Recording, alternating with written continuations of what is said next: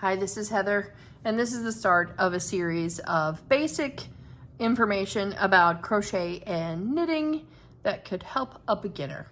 So the first thing we're going to do is talk about yarn I like to use with new crocheters and knitters, and that would be not traditional stranded yarn. Stranded yarn is yarn that could be separated into strands. So this is about 4-ply, and you can see some of these have more than 4 strands in there. These are little poofs my daughter made. And the issue with a beginner and stranded yarn is that it's very easy to take your hook or needle and go between the strands, like separating the ply of the yarn. Very easy to do that.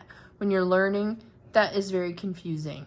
So I typically recommend to my Girl Scouts, friends, family members, either chenille yarn if they like big fuzzy things, if they like this texture, or this is called t-shirt yarn, and it is actually a tube of t-shirt-like material filled with polyfill. That's the same kind of fill you would find in a stuffed animal or amigurumi. So this is a little tube. So you can't actually puncture this without working very, very hard. So it's very easy to see your stitches. It's very forgiving. T-shirt yarn can be used for amigurumi and projects where you have to pull very tight. And chenille should really not be, or you should adjust your tension. You can see chenille is actually a tufted yarn. Can you see this thread inside here? I know it's gray and it's tiny. So it's a 2-ply strand of thread that these tufts are pushed through.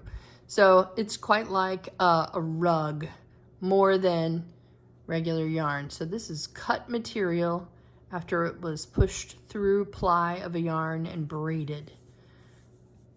Right, so the yarn inside is braided, and this is between the threads of the braid. Very, very tiny. It doesn't hold up under a lot of tension. It will just snap because this is, I think, only 2 or 3 ply, and it's very, very thin, very small. But it's very easy to see, and that is when we talk about seeing your stitches and knowing what you're doing when you're first starting to learn stitches. Being able to see your stitches will help tremendously. I also recommend to, my Girl Scouts and my friends and family, when they're first learning to knit or crochet, don't pick black yarn.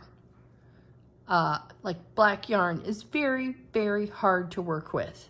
And I have been working with yarn for a long time. I can't say I'm an expert, but I can tell you that my eyeballs are distinctly more strained on the dark yarns than they are on the light.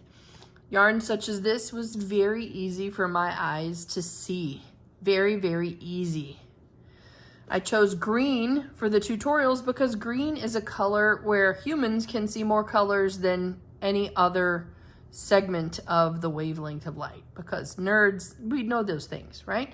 So it's very easy for everyone to see this color, and then I'll use this for all my stitches on the tutorials. It's just a scrap ball left over from a yarn class with Girl Scouts, and I find it to be very practical for simple stitch demonstrations.